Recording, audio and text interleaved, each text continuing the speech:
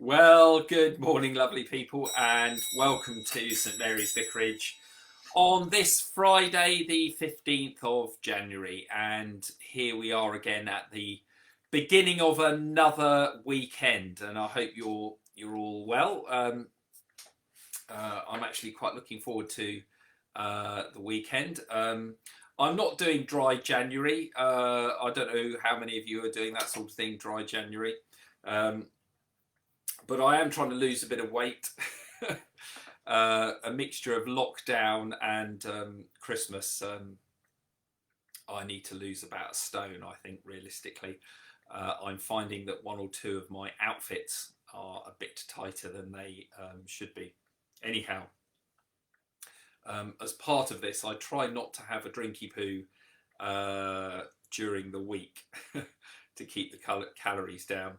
But it's Friday night, so I will be looking forward to my martini this evening, and as we do some stuff. But here we are in lockdown, and yeah, it's things still seem very, very difficult. It's interesting looking at those working in our NHS and the tremendous pressure that they're under. I do have some friends that are in the medical profession, and they really are giving it their everything.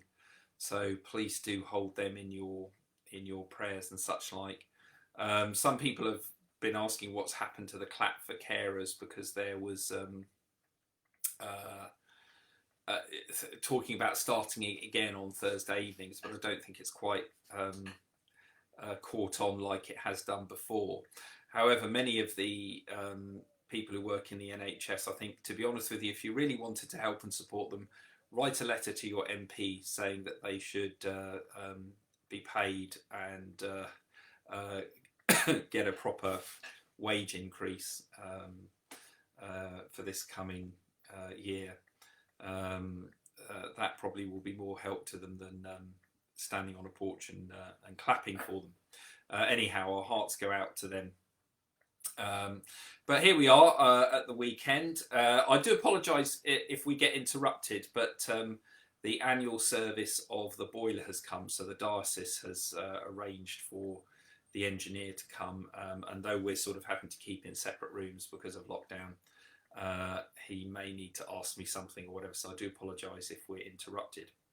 However, those of you who were on Facebook late last night would have seen me suddenly appear, because I was working out how we can live stream, how we can use Zoom for our service this Sunday, and also live stream it on Facebook. And I thought I was going to have to sort of set up a camera and do all sorts of wizardry pokery and such like, but I've discovered that's not the case. I've discovered you can actually live stream to Facebook from Zoom. So I've worked out how to do that, and I did a bit of a test last night, and it seemed to be working okay. I've just got to deal with the sound issue. The trouble was I had both Facebook and Zoom turned on my computer, so it was creating a bit of a feedback loop. But I've got it to work, which is great. So this coming Sunday, we are going to do something a little bit different. It's going to be Zoom breakfast church at 10 o'clock. So I encourage you to have your cup of coffee, bacon roll, croissants, whatever your thing is, with you in front of your computer at 10 o'clock. And we will gather together. It's going to be informal worship, in the sense I'm not sending out an order of service. I will be sending out a hymn sheet. We will try and sing 3 hymns, though with Zoom and such like, we have to make sure everybody's muted, otherwise it all, apart from me, otherwise it all goes a bit wrong. So that's all you'll need, the hymn sheet, and you will need this, which is the red reading sheet that we send out. I will forward this again to Mike. We send them out now. You get the whole month's worth at the beginning of the month, so you should have had an email with this. But just in case you can't find it, we will resend it, so you've got this. So you'll need the sheet that says Sunday the 17th of January, because we're going to use those readings, we're going to use the psalm, and we're going to have a bit of a discussion or sort of Bible study on these readings, particularly I think the Samuel reading, the calling of Samuel. So we will have some hymns, we'll have some prayers. We'll have a bit of interaction and discussion, which will be good. So that will be on Zoom. The Zoom link will go out with the notice sheet and hymn sheet and such like, probably later today or tomorrow. And so you can log into Zoom if you wish and participate. Now, joining via Zoom will give you the full experience, because we'll be able to see each other and we'll be able to chat. If there's a lot of us, we'll go into smaller breakout rooms for the discussions and such like. But if you're not, if you don't have Zoom or you're not familiar with Zoom, don't worry. The service will still be broadcast live via our Facebook page, as it is being this morning. The only thing is, of course, you won't be able to interact in the same way as those that are with Zoom, but hopefully you will still be able to pick up, you'll still be able to hear some of the conversation and join in with the hymns and prayers and such like. So something new for this Sunday, breakfast church online. And there are lots of churches doing this. As I said yesterday, I belong to a breakfast hub in the diocese, which is a gathering of clergy and lay people who are involved with breakfast church. And it's been interesting to hear how many of them have tried to, in a sense, do breakfast church online. Of course, it's not exactly the same, but it is a way of trying to get us together. So I hope that works, and something a little bit different for this Sunday. Now, last night, a very important decision was made at our deanery synod, and we voted on our new deanery plan last night. Now, this has been a lot of work has gone into this over nearly 18 months now. A deanery working group. There's been lots of consultation and such like. Having been a rural dean myself in the past, and having dealt with 3 different deanery plans, I will be the first to say that no deanery plan is ever perfect, particularly so in the Church of England. A lot of people have made some really good contributions, and I would like to highlight our PCC and deanery rep. So our deanery rep for Handley is Mike Dyer. I know Mike's with us this morning. I don't want to embarrass you, Mike.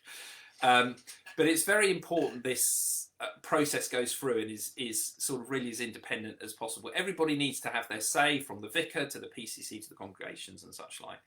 And lots of discussions have been done on this. And Mike, as our deanery synod rep, he has done a sterling job in speaking to the PCC and consulting them and giving them all the information and feeding it back, and has indeed made some very, very valid points to the deanery with regard to the implementation of the plan. And as I have said, it is a cause that I support fully. The Church of England is an odd animal in a sense of how it does things, and or not, and could probably be far more effective in the way it does things. Anyhow, that said, the plan was put forward to Deanery Synod last night, and it was approved. And basically the plan is looking at how our deanery will be structured in the coming years. Now, I think it's probably not a surprise to anybody here. I think it's fairly well known that when I arrived back in the end of 2018, whereas before you had Mel or previous incumbents who had been full-time clergy here in this parish, my job was a bit different. I'm a half-time vicar in a sense. It's a half-time post here at Handley, and then the other half of my time is as the rural field officer for Dorset. And in a sense, that's because, wonderful though our 3 parishes are, it doesn't really warrant a whole full-time vicar. And lots of other parishes in the deanery have a similar challenge or similar problem. Or the opposite, where you've got some benefices that were just so big, it was really too much for one vicar. And in a sense, our neighbouring benefice, which was the Chase benefice, which Father Michael Foster looked after, was case in point. It was a vast benefice, over 10 parishes, and really very, very difficult for one vicar to really give it the proper care and attention. So that has been one of the driving factors of the new deanery plan.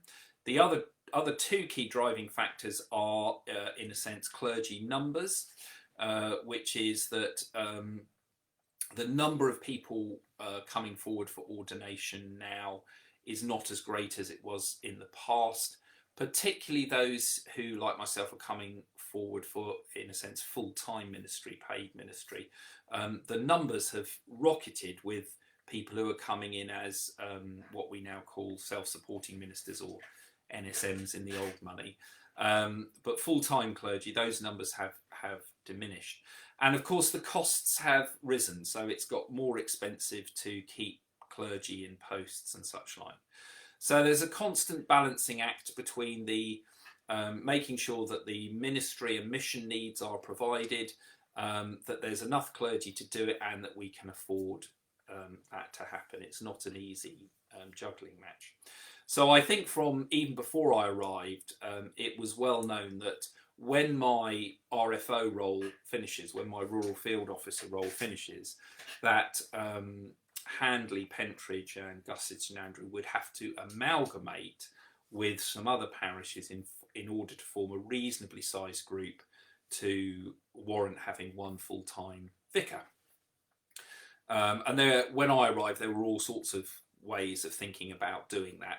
Anyhow, what has been proposed as far as we're concerned last night at Deanery Synod is that we will now begin to explore amalgamating with Chase, Tollard and Farnham to form a new benefice, another 3 parishes. So in effect, we will have what is a 5 parish benefice, because we with 6 worship centres, because of course Gussett and Andrew doesn't have its own PCC. That's not going to happen straight away. The vote at Synod last night, in a sense, just reflects the mood of Synod, or what Synod thinks. It's not the legal process that now needs to happen. What happens next is that the decision at Synod is then sent up to Archdeaconry Pastoral Committee, where the Archdeacon and senior members of the diocese, rural deans, lay chairs, and myself, I'm part of that committee as a rural advisor, as RFO, then look at the plan in a bit more detail. They may well ask for things to be reconsidered or rethought, or some revisions.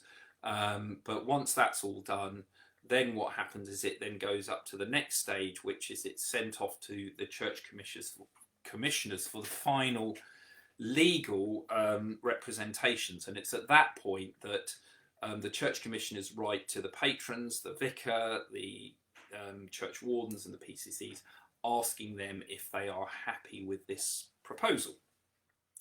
That is not going to happen for quite some time yet. The good news is, and because my role doesn't really come to an end, my RFO role doesn't come to an end, finish until December 2022, that gives us now nearly 2 years to begin to work with Chase, Farnham and Tollard Royal, and to start discussions with them to test out things, look at worship rotas, think about our administration, how we're going to make things run effectively as we possibly can.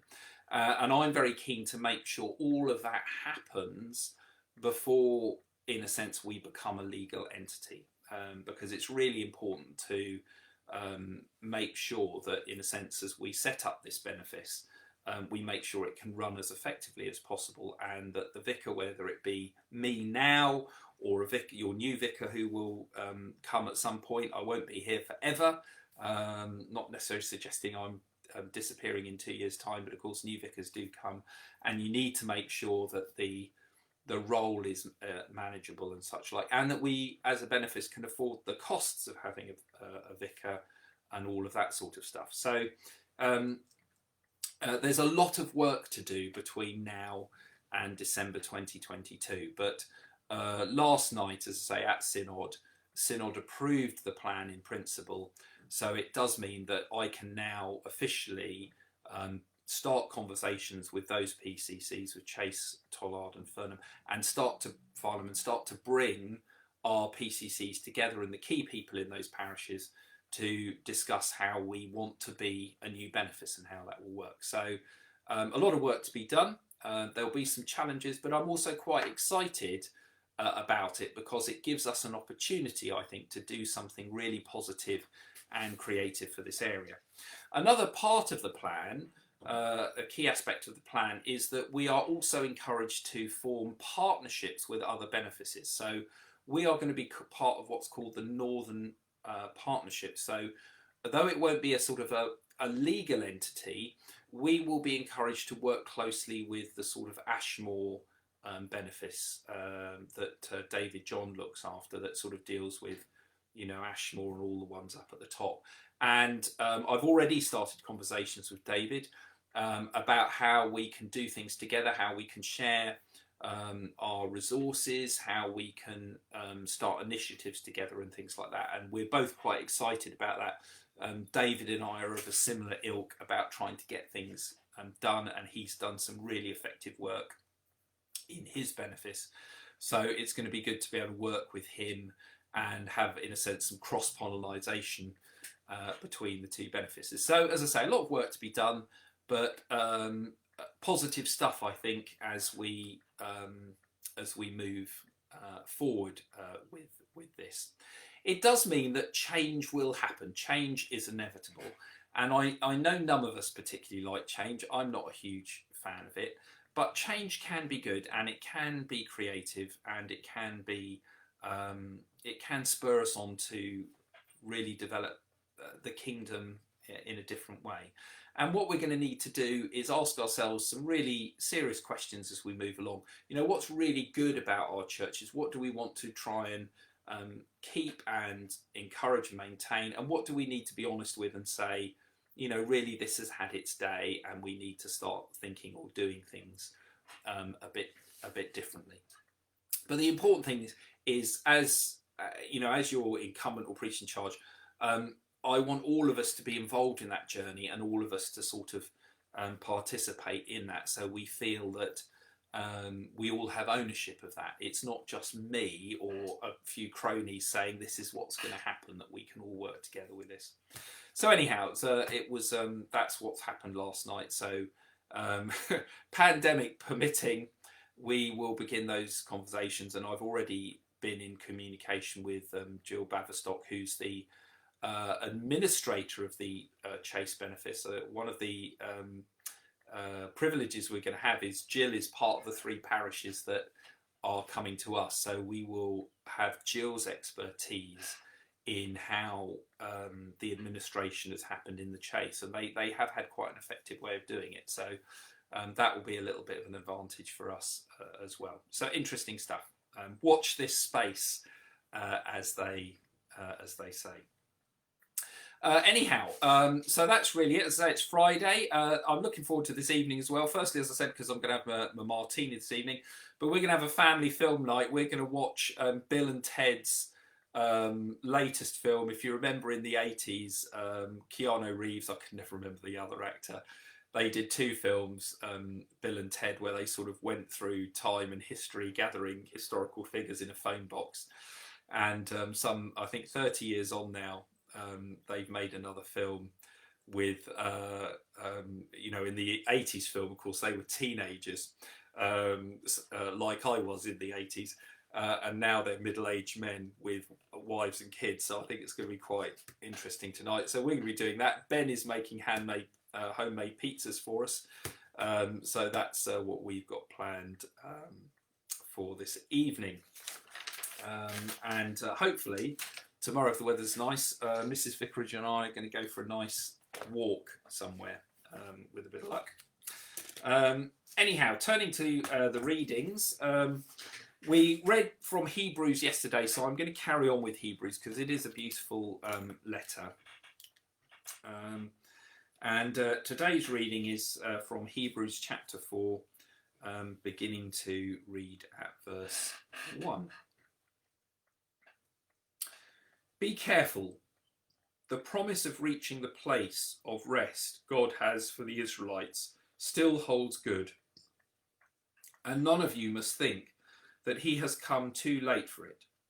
We received the good news exactly as they did, but hearing the message did them no good because they did not share the faith of those who listened. We, however, who have faith, shall reach a place of rest, as in the text. And so in anger I swore that not one would reach the place of rest I had for them. God's work has undoubtedly all finished at the beginning of the world. As one text says, referring to the seventh day, after all his work, God rested on the seventh day. The text we are considering says, they shall not reach the place of rest I had for them. We must therefore do everything we can to reach this place of rest, or some of you might copy the example of the disobedience and be lost.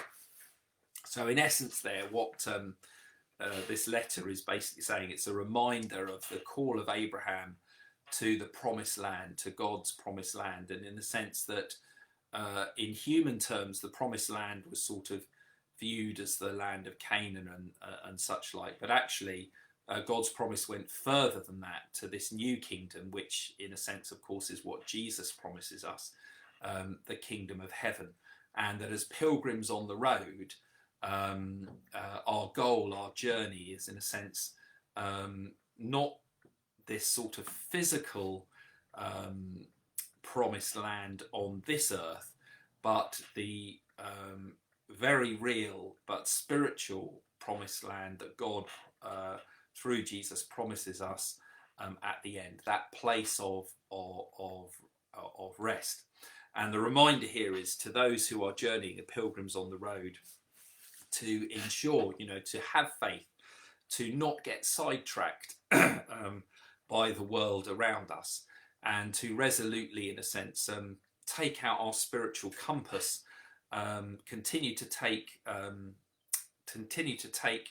a bearing to that true north, which is Jesus, and to walk the pilgrim road until we arrive at God's eternal kingdom. So yeah, beautiful letter there. So just a message from Naomi here. Morning, everyone. Have a good Friday. Pizza and martini night, plus pizza and martini night. Thank you, Naomi. That'd be good. So that was the reading for today. Anyhow, folks, I hope you have a good day today. It is cold outside, but it seems to be brightening up a bit. And do take care and do keep safe, everybody.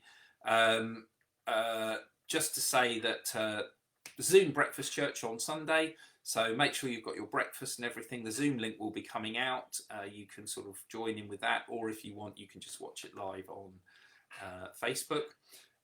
You'll see in the Downsman that's coming out that we have got something planned for Lent, because obviously I think most of Lent will still be in some form of lockdown. Unfortunately, we're not going to be able to meet physically for Lent.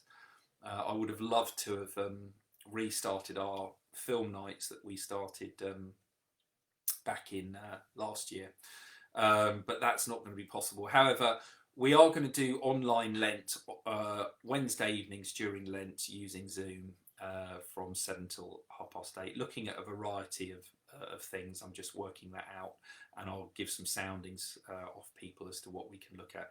So that's what we will be doing during Lent. Anyhow, folks, do have a good day. Let's just close with the grace. The grace of our Lord Jesus Christ and the love of God and the fellowship of the Holy Spirit be with you all. Amen. Do take care, folks. Every blessing.